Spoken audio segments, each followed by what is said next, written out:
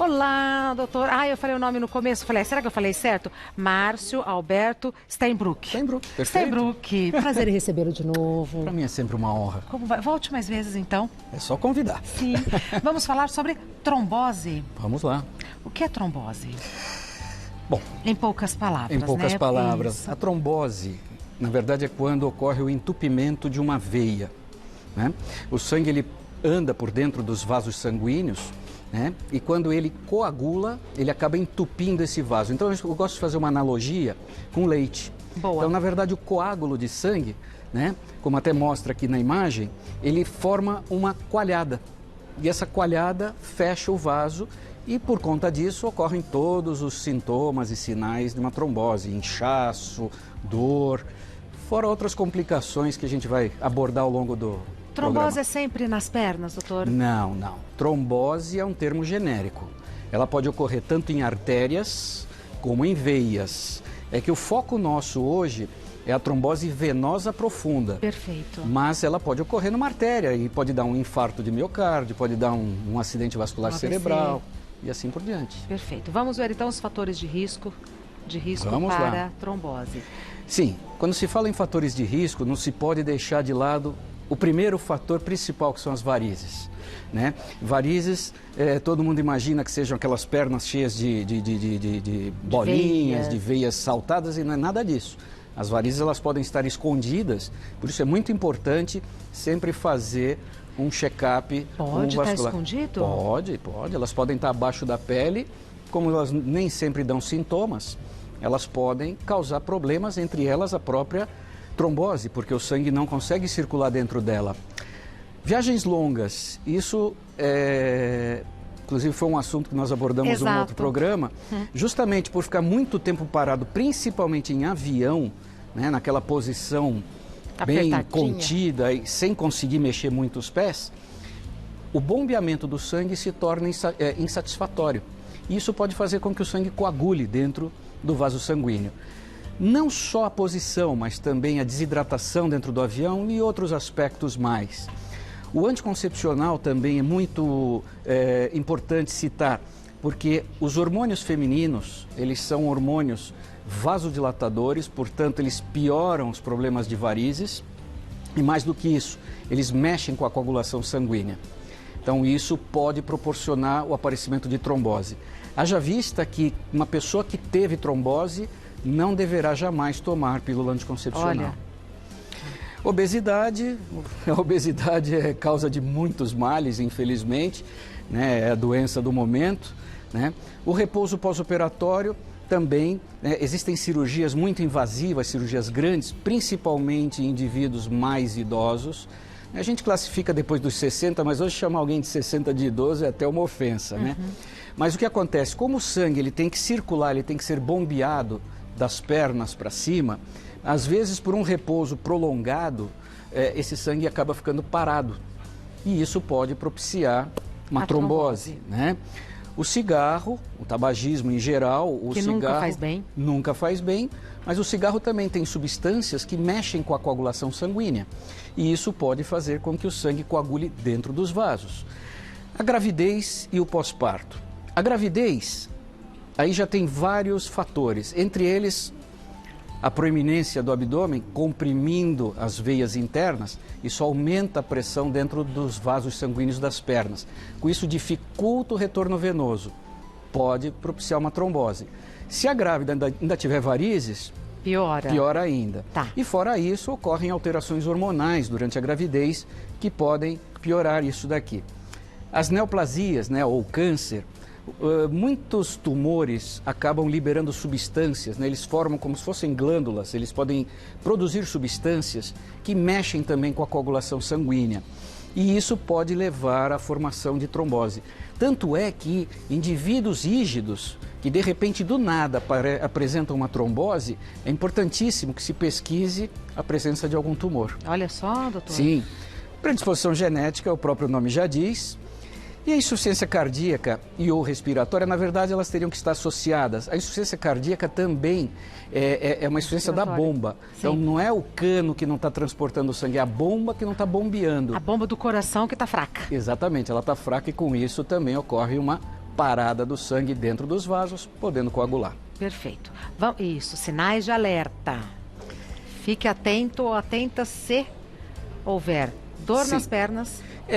Veja bem, nem todas as dores nas pernas são trombose, né? Que dores são essas? E o pessoal me procura sempre por qualquer dor. Dor nas pernas, ela pode ter diversas causas. Ortopédica, vascular, neurológica, quer dizer, muscular, um monte de coisa. Mas é importante, sim, quando a dor é assimétrica. Então dói principalmente batata da perna, ela endurece, ela fica grande, né, incha e tudo mais.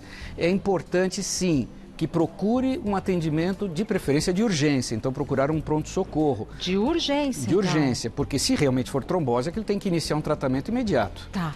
Né? Uma das complicações da trombose, então vamos lá, esse coágulo que eu citei, né, que parece uma coalhada, ele pode soltar do local e viajar pela nossa circulação e entupir os vasos sanguíneos do pulmão. Essa é a chamada embolia pulmonar. E a embolia pulmonar, ela pode ser fatal. Então é importantíssimo que o diagnóstico seja feito o mais precocemente possível e que se instaure um tratamento. Não que vá se tomar uma medicação que vá dissolver os coágulos, mas se usa um anticoagulante, que é justamente para evitar a formação de novos coágulos, que são esses que vão viajar. Então, queimação na perna, inchaço, dor, mudança de cor também é importante. Quer dizer, qualquer dúvida, procure sempre um pronto-socorro. Lá sim, aí vai se fazer o exame adequado, um Doppler, alguma coisa, afastar ou confirmar o problema. Perfeito. Temos perguntas do pessoal de casa. Peço um minutinho da sua paciência. Steinbrück, agora que eu aprendi a falar, vou falar toda hora. Primeira pergunta é da Mariana. Há 10 dias, tomo um anticoagulante após o diagnóstico de trombose. Demora muito tempo para o coágulo desaparecer? Olha, essa é uma boa pergunta, Mariana. Na verdade, o tratamento da trombose, né, o uso do anticoagulante é como eu especifiquei antes. Ele é para evitar a formação de novos coágulos para que não haja embolia pulmonar. O coágulo original que deu a trombose, ele vai se dissolvendo aos poucos. Então, sim, ele demora para desaparecer. Então, é algo que vai levar meses, às vezes até mais de um ano, até aquele coágulo recanalizar, que é o termo técnico correto, quando o sangue vai voltar a fluir por aquela veia. Às vezes mais de um ano. Às vezes até mais. Às vezes fica uma cicatriz, né, que a gente chama. Aquela veia não volta a ser mais normal como era antes. Mas ela volta a circular. Perfeito. Próxima pergunta, Bianca. Qual é a orientação médica em relação a um paciente já tratado da trombose tomar anti-inflamatórios e antibióticos? Bianca, uma pergunta muito importante também, porque na vigência do tratamento da trombose se deve evitar sim os anti-inflamatórios. Antibiótico não tem nenhuma influência. Agora, uma vez já tratada a trombose, já resolveu, não toma mais nenhum anticoagulante, não tem mais nada, já virou passado, nós voltamos ao normal. Podemos voltar a tomar anti-inflamatórios, desde que não sejam aqueles que mexam com coagulação, e antibióticos também. Agora, anticoncepcional, nunca mais. Nunca mais? Nunca mais. Tá. Mais uma pergunta. Michele. Uma mulher que já teve trombose poderá, tomar pílula anticoncepcional e fazer aplicação para secar os vasinhos? Michele, como eu disse antes, infelizmente, depois do histórico de trombose, nunca mais deve tomar nenhum tipo de anticoncepcional. Olha, médico não usa a palavra nunca, quase nunca, hein? Pois é, mas neste caso é. Neste caso é. Tá. Não deve tomar mais mesmo, nada referente a hormônio feminino. Lógico, se houver uma necessidade muito grande, vai se fazer um acompanhamento mais acirrado. Mas não, deve evitar mesmo a pílula anticoncepcional e, de repente, usar algum outro método. Agora, quanto a fazer aplicações, né, a escleroterapia, que é o termo técnico para secar vasinhos, sem problema nenhum. Tá. Qualquer tipo de tratamento para varizes, vasinhos, isso é permitido, sem problema. Tem alguma contraindicação secar os vasinhos? Veja bem, o secar os vasinhos, né, fazer a aplicação, ele vai depender muito do problema. Não é necessariamente chegar... todo mundo imagina que chega num médico vascular, doutor, eu vim secar meus vasinhos. É como queimar com uma massagem. Na verdade, não. Os vasinhos não estão lá por nada. Os vasinhos são causados por um problema na drenagem venosa. Então, toda vez que um paciente chega ao consultório com vasinhos, por mais que incomode esteticamente e não tenha dor nenhuma, é importantíssimo pesquisar a causa deles. Então, dependendo da causa, é que vai depender o tratamento, né? A secagem puramente dita é o fim de um tratamento. É como se fosse o polimento final. É a mesma coisa que chegar num dentista cheio de cáries e querer fazer polimento. Um polimento, um branqueamento. Perfeito. Juliana, por quanto tempo é necessário usar a meia de compressão após ter tido trombose? Juliana, dependendo de onde foi a trombose e dependendo das sequelas dessa trombose, porque às vezes a trombose, mesmo quando recanaliza, quando dissolvem os coágulos, as veias não voltam a ser mais como eram antes. E muitas vezes válvulas que tem dentro dessas veias são destruídas. Então, infelizmente, um dos efeitos colaterais, né, uma das sequelas da trombose, é o inchaço constante da perna.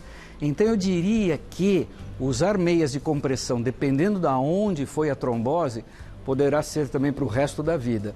Lógico que não vai ser escravo da meia, mas saiba que quando não usar, vai ter que conviver com ela alguns períodos do dia. Perfeito. Não usou, vai inchar. Não usou, vai inchar. Tá. Paula, meu irmão tem 67 anos, é tabagista e está com trombose na perna direita. Além do anticoagulante, o que deve ser feito de imediato para prevenir a embolia pulmonar? Já tivemos 2 casos na família. Paula, aqui já nós estamos entrando, agora nós estamos enveredando algo um pouquinho mais complexo e mais grave. Eu vou falar uma coisa que acho que nem teria muito cabimento aqui no programa, mas acho que vale citar. Entrou com anticoagulante. A primeira coisa é parar de fumar incondicionalmente, não tem como. Segunda coisa, ele já está com anticoagulante, isso é o suficiente para prevenir uma embolia pulmonar. Mas, como na família já houve casos de embolia pulmonar, e ele é uma pessoa de 67 anos e tabagista, portanto o pulmão dele não deve ser um pulmão muito bom, em alguns casos se faz a passagem de um filtro, chama-se filtro de cava. Então, por um cateterismo na veia da perna, é colocado dentro da veia cava um filtro como se fosse um guarda-chuva sem a capa. Ele é um guarda-chuva sem a capa. Então, abre uma armação, porque qualquer coágulo que soltar aqui, em vez de ir para o pulmão, fica seguro naquele filtro. Tá. Mas isso, a indicação é muito precisa, só mesmo os especialistas, não adianta o leigo falar, eu gostaria que passasse um filtro de cava no meu irmão. Não é bem assim. Então, se realmente houver uma chance muito grande de embolia pulmonar, essa é uma conduta que se faz. Perfeito. Mas é uma técnica moderna essa? Ela é moderna, mas já tem mais de década. Ah, tá. Eu Sim, nunca ouvi falar, o que vai doutor, modernizando são os tipos, né, de filtros. Tá, o material. O material, a forma de abrir, o catéter, não, mas a ideia já existe há muitos anos. Perfeito. Renata, existe algum alimento que ajude a desentupir as veias? Ah, boa, Renata. É verdade que alho afina o sangue? Infelizmente não. Não existe nenhum alimento que ajude a desentupir as veias ou desentupir as artérias. Na verdade, o que se tem que fazer é prevenir esse entupimento, né? Então o alho é bom, mas ele não afina o sangue como dizem. Tá. Né? O excesso de gorduras, o colesterol, isso pode se depositar nas artérias e fazer o estreitamento das artérias. Mas também não adianta tomar nenhum outro remédio para desfazer isso. A gente tem que evitar que se forme, né? Então, aquele pessoal que toma remédio para colesterol e tudo mais, é para evitar que aquelas placas aumentem. Tá. Mas não tem como regredir, infelizmente. Eu vou ficar devendo alguma coisa que desentupa as veias via oral. Mas aí é a medicina, né? Não é o Dr. Steinbruch. É verdade. Dr. Márcio Alberto Steinbruch é médico cirurgião vascular. Site do Dr. Steinbruch é livredevarizes.com.br. O site já diz tudo. Já diz tudo. livredevarizes.com.br. E quem quiser mais informações nesse site, que na verdade é um blog, pode fazer a pergunta que quiser, que eu estou sempre pronto a responder. Ah, que legal! Então é realmente interativo. É interativo. Ô, doutor, e não tem Instagram? O Instagram é o @Clínica Steinbruch. Clínica Steinbruch. Isso, tudo junto. Clínica Steinbruch. Mas para se comunicar é no site. No Livre de Varizes. Tem a página também no Facebook, a Clínica Steinbruch, no Facebook, né? Lá também pode interagir comigo sem problema nenhum. Perfeito. E quem é essa senhora muito simpática? Essa senhora maravilhosa é minha mãe. Maravilhosa. É a minha diretora da clínica. É mesmo? É ela que bota a ordem lá. Os olhos são olhos de mãe, porque ela estava olhando com... olhando com um orgulho. Vem aqui. Olha sua mamãe, que bonitinho. Dá um abraço aqui. Como a senhora se chama? Bela. Dona Bela. Prazer. Muito prazer. Tava louca. Ela estava louca para te conhecer. Jura? Ah, que Aí, quando eu bom. vi que ele vinha, eu falei, eu vou. Veio junto, fez muito bem. Mas estava olhando com olhos de mãe, cheio de orgulho, né, do filho? Não Verdade, né? Meu orgulho. Orgulho. Muito obrigada. Imagina, Obrigada por ter trazido eu que agradeço. Dona Bela, viu? Vai com Deus. Obrigada. Amém.